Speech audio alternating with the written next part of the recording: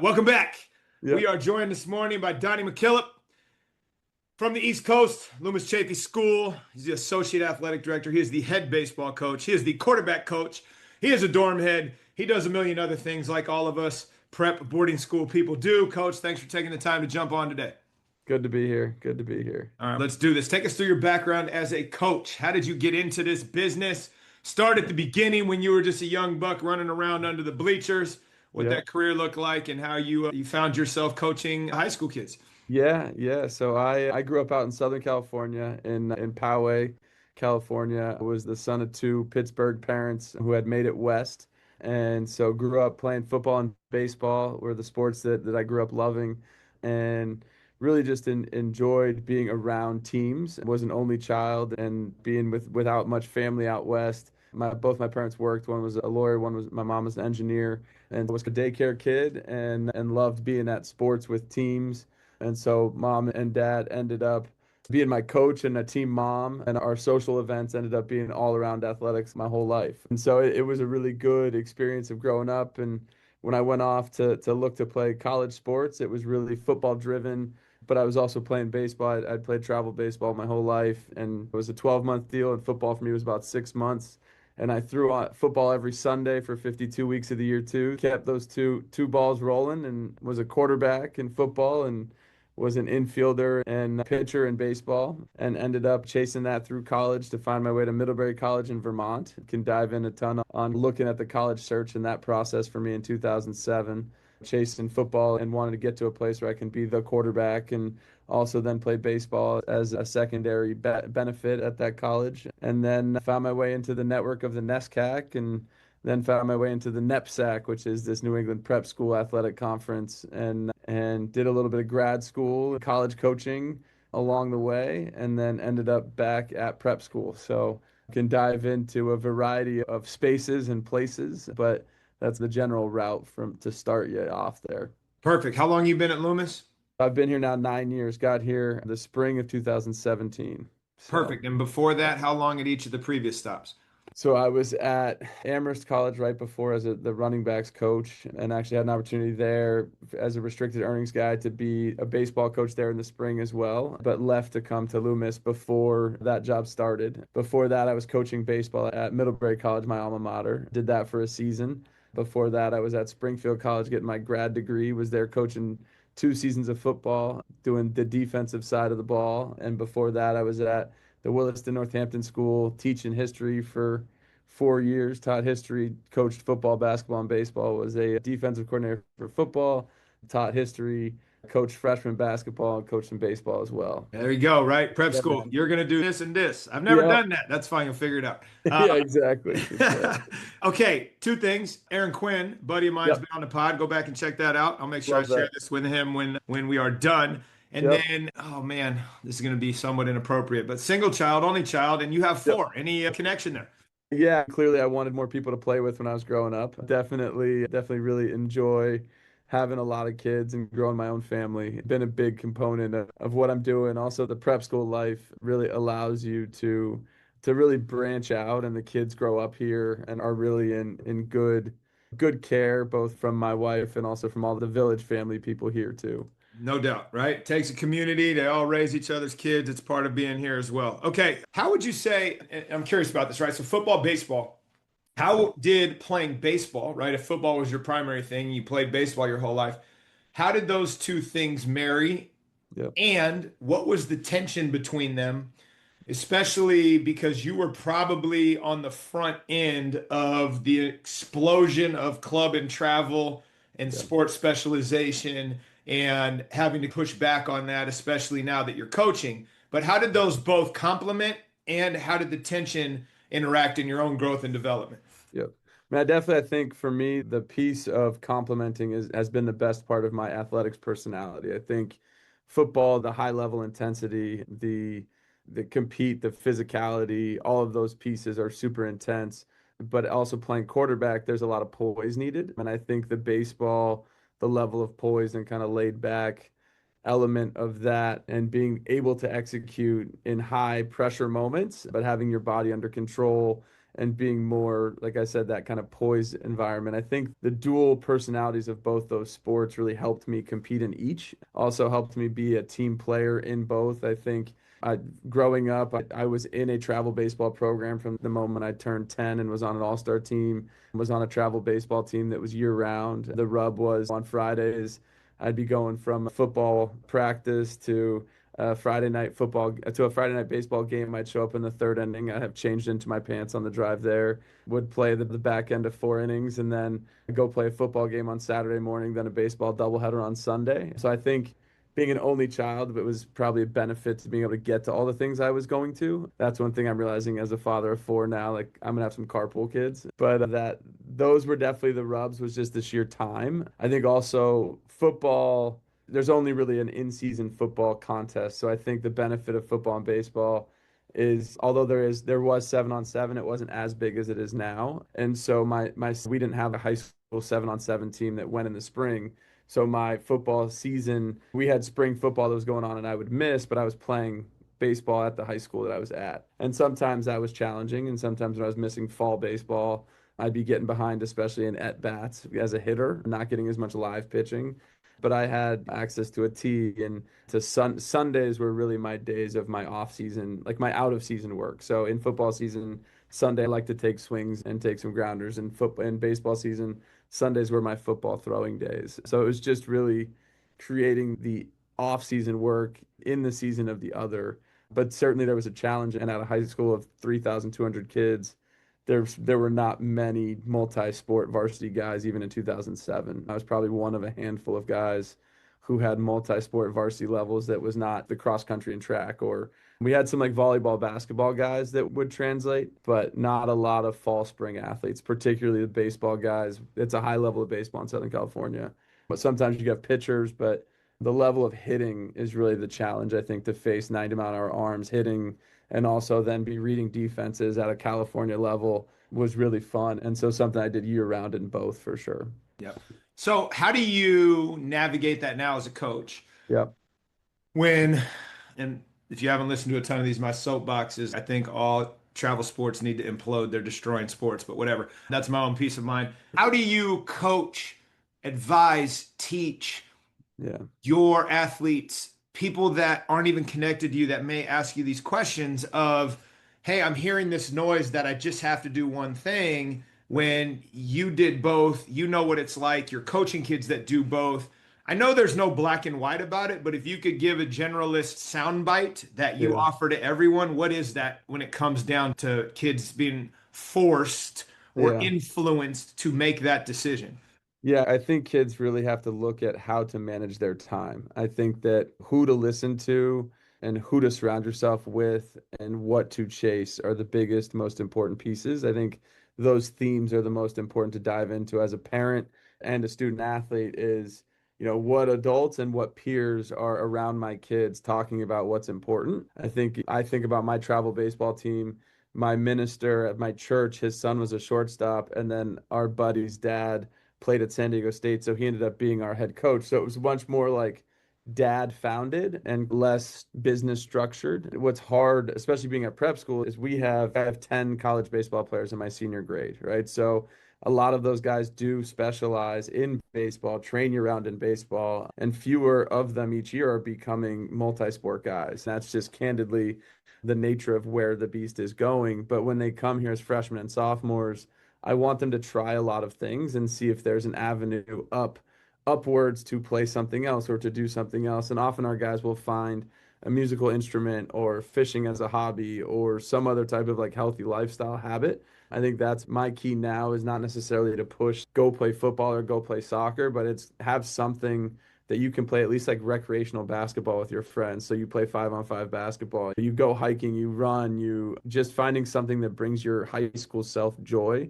that is not sitting in front of a screen. Because I think that's also the danger of for baseball, the travel thing is the PR of the exit velocity or the pull down velocity. Those PRs as you're on a training program. I try to get kids to look internally and focus on internal development more so than listen to the external world too much. That's probably my elevator speech is like listen to the experts around you that are with you daily And it's even hard. I have kids who do tread right now, and tread is a great program for baseball. But part of me is we have two full-time strength coaches on staff here at Loomis, plus like this thing going on. Like, why don't you look at, we know what gym availability we have on Sundays and Wednesdays. Let's pitch our bullpens then, not like Tuesdays and Fridays when you don't know if you can get into the gym or not because some online guy does Tuesdays and Fridays. So it's just those are the challenge. And the online guy is very certified, very intelligent with baseball, super a good guy to listen to, but just hey, let's collaborate here. I haven't talked to that guy yet. He's not there. And it's like, you're the guy that dictates playing time. So how do we partner versus this tension that gets created when people are in a vacuum making decisions, thinking they Yeah, know? And I think yeah, that's the biggest advice. It's like, you talk to the people that are experts and right. figure it out from there. As long as your travel guy in the area is in relation with you and you can figure out the schedule and can the kids have some time to where the school takes priority, the right priorities in the family life matter. I think if you have the right training system and patterns and calendar with the right systems and people around, you can be okay. That's the roadmap, really. Yeah, no doubt. All right, let's pivot to the coaching piece of this. Yep. So as an AD, as an administrator, right? I Yep. started this thing as a digital database of mentorship specifically for our type of coaches, where they're faculty, where they're getting asked to do something, they may not have the same background or mentors to call and ask for help. So it was like, how can we, you and I in Right. the space we're in, help our novice coaches hack some of the challenges we faced early? And what I usually ask is, what did you realize right away that you needed to figure out when you became a head coach? Yeah. And you have, or an assistant in that, but you have Yep. multiple stops along the way. And what I'd love to hear from you is Yeah. not only your own experience, but now, as an administrator, it's like, what are you offering those people that are in their first moment of head coaching? And it's, hey, one, two, three. Everything else do later. This is urgent.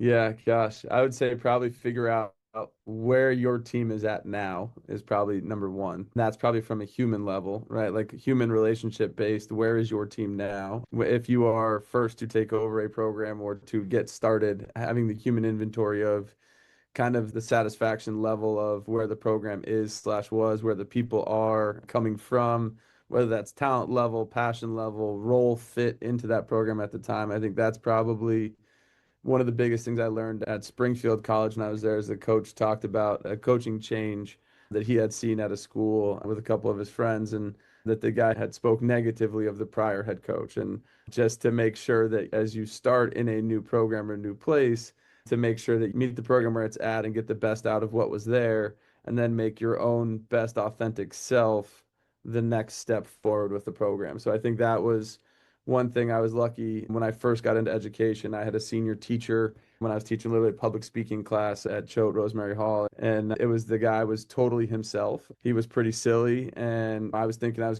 going to this fancy boarding school and gonna need to like put on this facade of who I needed to be. And when he was interacting with the students, the way that the students were themselves was totally playing off of who he was. So I think that was a big piece was like knowing who the people are that you're coming in to work with and then having a self-awareness of kind of being confident in your strengths and knowing areas of growth to keep working on, but knowing what style you are and what people are going to thrive off of that you can bring. And I think that there's different ways to coach at different programs, sports. There's people who are going to be super technical, and there's people who are going to be super human based, and there's going to be everywhere in between.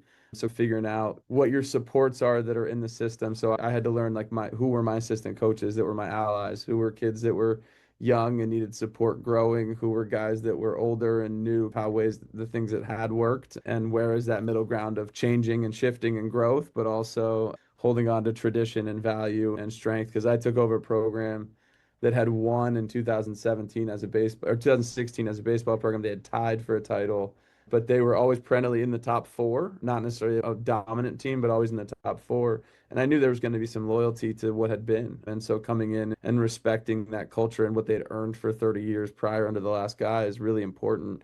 To value that and know that as some new young hotshot, I'm not going to make the program better. I'm just going to make it continue. I'm going to make it now what is going to be next. And I would like to value what was ahead of me and or prior to me and hopefully give on to the next guy. And so I came in and found history of the program, linked it to the first head coach here, and tried to like tie myself to valuing the program. I think that was a huge nod. I think when new people come in and take over programs or start valuing what was before, and I'm still in touch with the guy who was the coach before me, and we didn't overlap at all. I have no overlap with him here, but I just asked for some stuff and some personnel and different things along the way because he was new in this role when he took it and grew with it too. So I think never thinking you're done growing as a coach too, but meeting people where they're at, knowing where you're at, and having the desire to take both to a better direction and then take a step away. And I think being patient too is really, as you take something over, strategic, diligent, and patient are like the big pillars of, I think, success in continuing a program. I think that's my thing I lean back on now is less about the winning and more about the relationships and the people that come back. I think that's the big piece is I think early on you want to win and you want to have this successful program. But now as I define success, it's like more of the 103 guys in my group chat rather than the 60 some odd that are college committed. It's probably about half the guys that have played for me are like still playing college baseball. The other half are just like great people and everyone's in the same group chat, which matters to me the most. Yeah, it's funny how that works, right? As you get older and more experienced, the intention and purpose shifts dramatically into the interpersonal, right? Yep. And you come in thinking that somehow your identity is attached to your outcomes, when Yep. in reality, those outcomes are what influence have you had in these young people's growth and development, not Right. what banner's hanging in the gym. Really quickly, how would you say your experience coaching other sports has influenced your role as a head coach and as an Yeah. assistant coach? That's good. Yeah, I liked all my stops along the way, being an assistant under a variety of head coaching styles and just learning what I thought was valuable and able to be contributed from an assistant level, I think was really cool. So I loved working for Mark Conroy at Williston right out of college. He was a great patient head football coach, athletic director there for a lot of years. And I think he taught me that there's patience and there's battles that you don't fight every battle every day of practice and that sometimes as the head coach like choosing to move past something is an intentional strategic choice as to drawing a ton of attention to that one mistake at that one moment. And I remember when I was first a head coach, my assistant and I had a disagreement on the field about a cutoff alignment. And we had that disagreement on the field. And we learned in that year, like what it meant to take that conversation off the field. And it was fun to be, I had been an assistant who had that conversation before. And then now I was the head coach having the conversation with my assistant. Hey, on the field with our players, we're going to be in alignment and then we can disagree behind the closed doors and change things. So I think those not hierarchy, but keeping coaches in alignment and having staff structure and standards were things that you just pick up from being an assistant from great coaches. And like I said, being able to work under the guys at Springfield who had been there forever, that's like coaching university, being a grad assistant there for football, what it taught me about football X's and O's, but also professionalism of coaching and how to conduct yourself around players and meetings and film prep and just those pieces. And then going back to Middlebury and being under the guys I played for and seeing off-season work with those guys and identifying like what athletes need at the college level was it was just so fun. Going to Amherst with EJ Mills and a defensive staff that I had competed against for years, and then seeing the inner workings of Amherst College and what they've built there as a program and culture. Those are you learn how to show up to work. You learn how to interact with players. You learn that every day my high five matters to the plyo line, right? When we're warming up, just interacting, being able to go to a lot of different conventions, whether it's football and baseball, right? That's the nice piece is bringing a little bit of football isms into my baseball coaching also adds a little authenticity and gives these baseball guys a little different flavor in the outfield as we're like warming up. And Give me when a I'm couple of those. Both ways. What would a yeah, footballism in baseball and a baseballism in football sound like? definitely and when I'm in the third base coach's box, I'm a little, I don't know if I'm like too intense and football-y, but I'm definitely like coaching, like executing a moment. I sound like an offensive coordinator in the third base box a little bit. And sometimes, or like at practice, sometimes I think I must be the hardest baseball practice guys have to adjust to. I don't love transitions, right? Like football practice, there's no transition time. Like you're either getting water or you're in the drill. And so baseball, that's just not how dudes walk around practice. And so I think like my first 2 weeks of every baseball season, I'm a bit of a turbo, and the guys are like, "Geez, what's this guy's deal?" You've been in the winter in a facility like endless hours where you have no time frame, and I've got to get this practice done in 2 hours. and we need to have like intentional swings now, not 300 swings with no purpose. So that's where like my footballism, and Yeah. it's good. Like my assistants reel me back a little bit. Yeah. I And coached then baseball a couple years, and the head coach was like, Climo, it's not basketball. Chill out. They can walk exactly, around a little bit. but it drives you nuts, doesn't it? Absolutely. Why you're like, why is this guy just standing here? It's because he's thinking about like 18 different things in his swing. It's but just have him go to the next drill and swing again. He'll Yeah, stop. just get reps, man. What are we doing? Yeah, like I'm such a reps guy. Yeah. Oh, And then funny. All right. football wise, it's like in the most serious moments, I can make a joke. Like in just the most like it's 3rd and 2 and the game is on the line. And I've taken inventory of everything around me. Like it's just the baseballness. You're just relaxed in every stressful moment because it's like, all right, there's 100 pitches. But go ahead. All right. So across every team you've been with, Mm, and that's just the foundation for this question, which is what's the best thing you do in your program that will go with you wherever you go next that has the biggest influence and impact on your culture? And so it's a weird question, but I'm looking like something you can offer someone else. So, like, we hug before practice, we hug yeah, after practice. It's goofy, but it's a thing, especially when I'm coaching males. We're yeah, not taught to emote. And right. so it's like, how do we do something where it's okay, we're starting, we're finishing, you're showing them that I'm here with you, I love you, like all of that stuff. And so, what is something you've either picked up, you've come up with yourself, that's the best thing you do in your program that you can offer other people?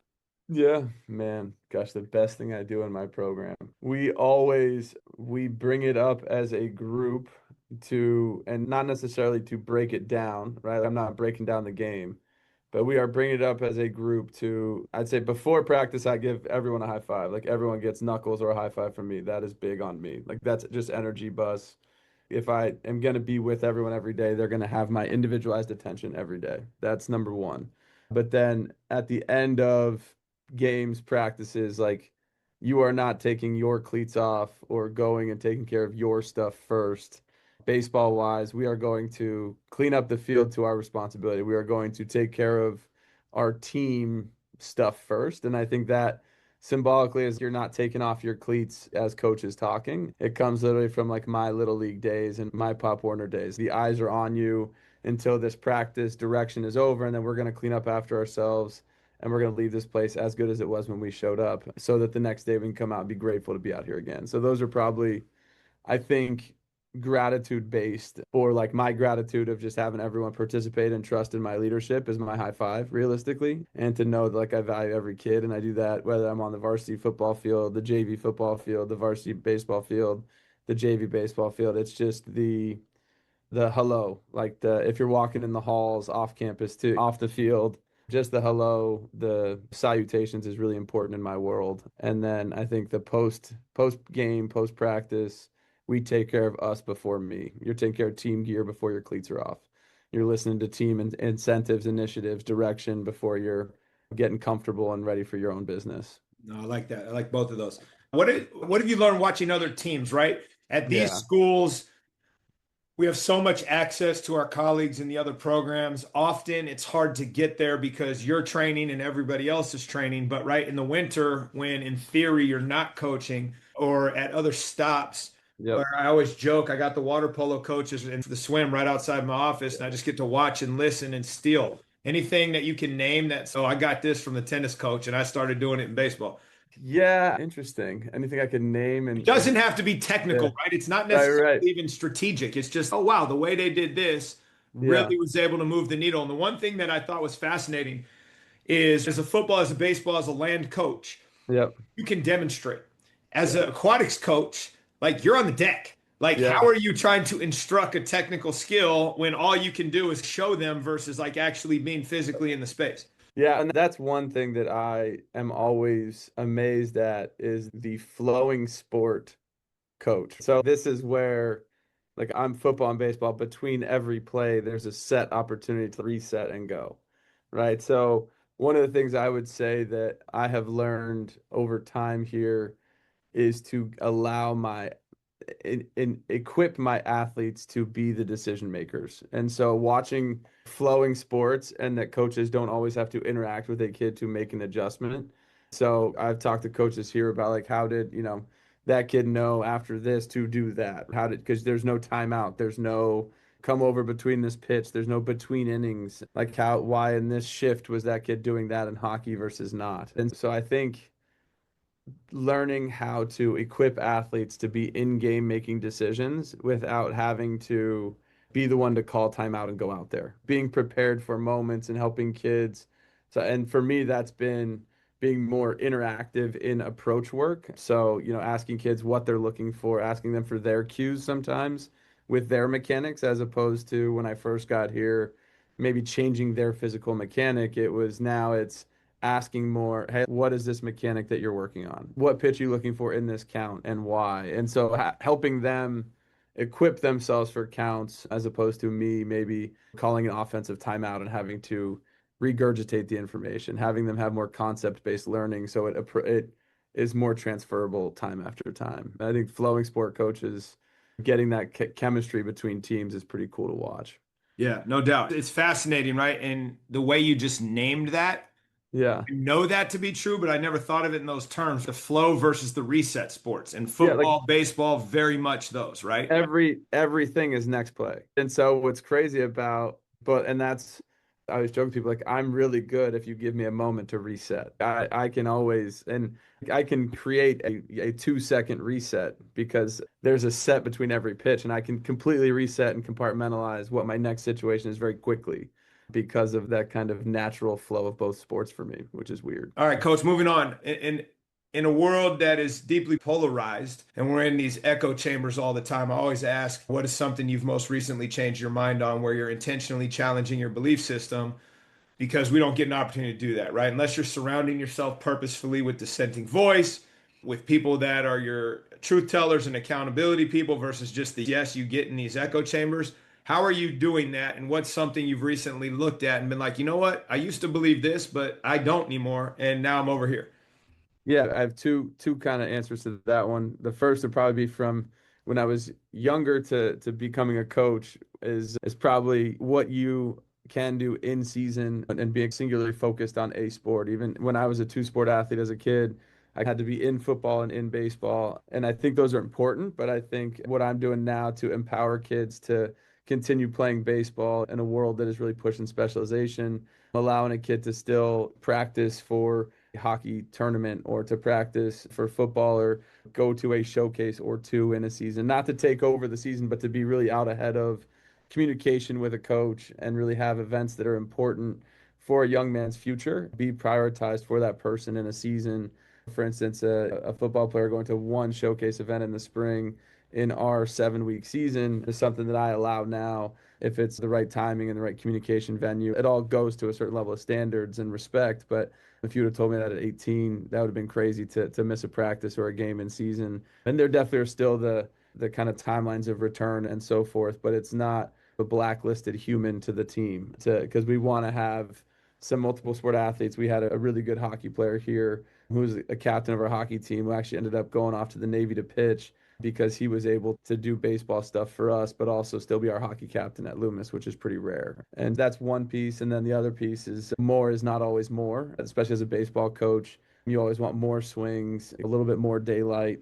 And sometimes I think limiting swings, having a day off, regenerating body, those pieces can be as important to reinstill play and to get the players back going the right direction. And as an administrator, I think I'm curious how you help our coaches understand that giving the team a day off is sometimes more beneficial than staying in routine and practicing. And some of my coaches, God bless them, it's like they feel like they're letting the kids down if they're giving them a day off. And as you get older and you realize that you're mandated in California that you can't practice on Sundays, but I'm even talking about the Monday through Friday. And it's what do we do? It's like we got home at 1 a.m. last night. Why don't you just take the day off? How do you navigate that?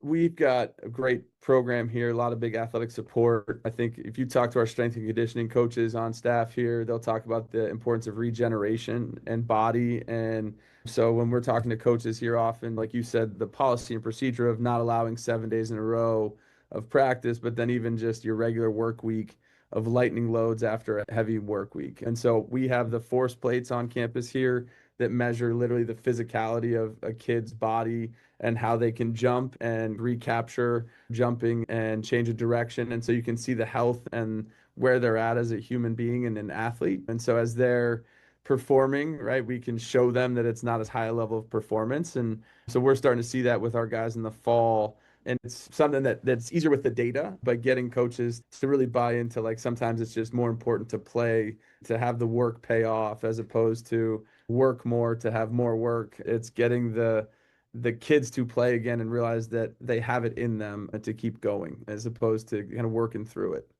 How do you pivot into things that maybe not a full day off, but something that helps reset the needle? So, like when we were coming out of COVID, we were late in the season and the guys were dragging, and we went to the beach and played beach volleyball and spike ball, and it was like the best practice we ever had.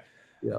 Yeah, we had something very similar to that in our baseball program last year. We were losing a lot of close games, and it's kind of time to figure out, well, how are we going to change our approach and our mentality, and how are we going to edge out some of these things. And I watched a spring training video of Mookie Betts playing pickleball with a baseball glove, and we ended up actually doing that practice at our Loomis practice.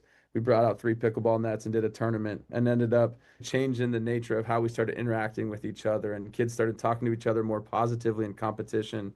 So sometimes it's something that if you go back to more drills or a change in drills or an execution style, you might be just going to digging into the same problems as opposed to bringing a new type of game or a new type of practice or a new mentality. And all of a sudden you might trigger something that, hey, like, we just don't have enough positive banter going on back and forth when we're winning things. Hey, when we're losing a point, like if you guys are playing pickleball, you brush it right off.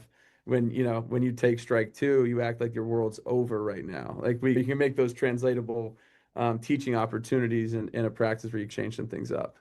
Yeah, I love that. You just mentioned a 7 week season. That's all y'all get? Like Yeah, ours are 10 to 12 out here. yeah, we are fast. So we go on spring break in March. Gosh, yeah, we break on March 6th and we play our spring training trip is March 17th. That's basically when our preseason starts. We will finish baseball on May 20th. And we will play 3 games a week, Monday, Wednesday, Saturday, from basically April through May. It's basically like a 2 month artillery fire of just Do you start practicing for spring sports in like late February, or just you wait till not after spring really. break? It's kind of like 1 week of practice, then we go to spring break, then we come back and we full go. So Oh, that's there's awesome. that's we kind of train. Yeah, our kids are training for skill development year round, Yeah. but we pick up and go as a team. Like everyone goes right away. Yeah. Oh, that's awesome. I would love that. All right, last question. Yep. As an administrator or a coach, hell, who knows? What's the best tool you have adopted that has made your life easier? Getting on the pod here. And I think also like doing a bunch of different things, right? So you're in the dorm, you're at Yep. baseball, you're at football, you teaching classes, right? You're doing administrative work. I'm running a podcast. And one of the things I picked up for this was the tool you use to schedule the appointment in Right. Calendly. What's something similar that you have been able to find for a task, but then it's just you started using it everywhere? Yeah, yeah. I mean, it's definitely for us, it's any type of team-based communication platform. So for us, it's Microsoft Teams does a lot with our like documents and things. So our pitching plans and off-season work is through there. Our communication platforms are through Teams. We used to do it through Group Me, which is a group platform. That's our alumni-based chat is on there. Just kind of anything that I think has live group messaging capability and keeps you organized. For us, our team chat is everything. It's going to be populated with RSS feeds of current content, hopefully re-emphasizing some coaching points that we have and culture pieces and variety of sports, whether it's baseball, football, hoops, any type of good coaching garb or mentality piece or things to get involved in. It also keeps kids active in the community on campus here, so they're engaging with each other. But yeah, those I'd say staying in touch with my team is probably the most important tool, and I've done that through GroupMe and through Microsoft Teams are the two. Love that. That's awesome. Thanks for sharing that. Coach, I appreciate you taking the time. Even with the snafu, we made it in Oh just yeah, under an hour 15, man. Thanks for appreciate taking you.